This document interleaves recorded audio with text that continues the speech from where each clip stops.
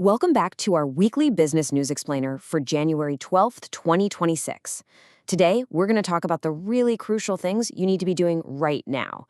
And then we're going to leap forward and look at the kind of AI that might just be running your life pretty soon. So, let's dive in. So, how's the new year feeling? Are you feeling all strategic and ready to take on the world? Or are you maybe still trying to clear out your inbox from 2025? Hey, it's a common feeling, for sure. And in the next few minutes, we're going to tackle both of those mindsets head on. Okay, first step, let's talk about your 2026 checklist. This is all about taking a beat, stepping back from the day-to-day chaos, and really focusing on the big picture. Not just for your business, but, and this is so important, for you. Now, this 5-step loop, it's a really powerful way to get the ball rolling. It starts with the big, dreamy question. What do you actually want? Then it makes you get real about last year. What worked? What really didn't? Only then can you set some clear goals, figure out the key steps to get there, and, this is the part everyone forgets, set up a way to track your progress so you don't wander off course. But honestly, the most important part of that whole process is this link right here. It is so easy to set a huge business goal, right, like launching a new product, and completely forget to ask how the 80-hour work weeks that come with it are going to affect your family or your health. The real win is making sure your business serves your life, not the other way around. And speaking of things that need your immediate attention, look at this number. 5.65 million. That is how many people, as of this week, still haven't filed their self-assessment tax return. The deadline is January 31st, so if you're one of them, well, it's go time because the cost of waiting adds up fast. And I mean, they add up really fast. You're hit with an immediate 100-pound penalty just for being one day late. After 3 months, they start adding on daily fines. Hit 6 months and boom, another 300 quid or 5% of your tax bill. Look, here's the key takeaway. Get the return filed. Even if you can't pay the whole bill right away, filing and paying are two separate things, so get that form in. Okay, so from your personal checklist, let's zoom out to the bigger policy picture. We're going to look at a couple of key government updates that could have a real impact on your finances.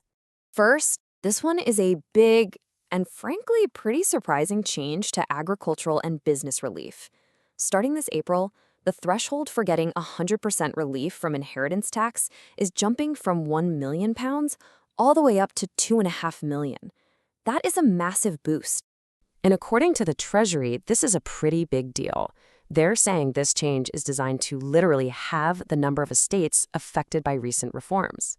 What that means for couples is they can now pass on up to £5 million in qualifying assets tax-free, on top of all the other standard allowances. Okay, now for some news about what isn't changing, which can be just as important. The auto-enrollment pension thresholds, they're staying exactly where they are for the next tax year.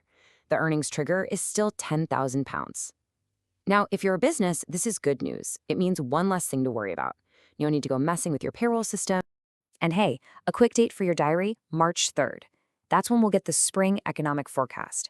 Now, this is really expected to be more of a check-in, so don't expect any huge, earth-shattering tax policy changes, but it's definitely one we'll be keeping an eye on. For our last section, let's talk about the market and the future. We're going to start with a quick snapshot of the high street as it is right now, and then we're going to take a leap into a new bit of tech that could completely change how we all shop.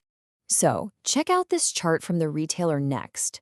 It shows their sales growth over Christmas, and wow, the difference is just stark. While UK sales had pretty healthy growth, almost 6%, their international sales just exploded, jumping over 38%. It's a real tale of two different markets. But here's the thing. Despite that really strong holiday season, Next is being super cautious about the year ahead, at least here in the UK. They're predicting that sales growth is going to slow way down to just 1.6%. They're pointing to pressures on jobs and how much people have to spend. It's a good reminder that even for the big players, the outlook is still pretty challenging. And now, a little glimpse into the future. Let's talk about something called agentic AI. Now, this is not just asking your smart speaker for the weather forecast. No, we are talking about a true digital personal assistant, an AI that actually learns what you like and can go out and do things on your behalf. So what could these AI gents actually do for you? Well, imagine this, an assistant that spots a sale on a jacket you've been wanting. checks your bank account to see if you can afford it. Maybe it even negotiates a better price with the seller, and then it just buys it for you, all without you lifting a finger. The potential here is so massive that some experts think it could have an even bigger impact on our economy than the internet did. So there you have it. In just a few minutes, we've gone from the very immediate stress of a tax deadline all the way to the mind-bending future of AI personal shoppers. It really frames the central question for every single one of us in 2026. How do you balance the critical demands of today while still getting ready for a completely different tomorrow? Something to think about. Thanks so much for joining us.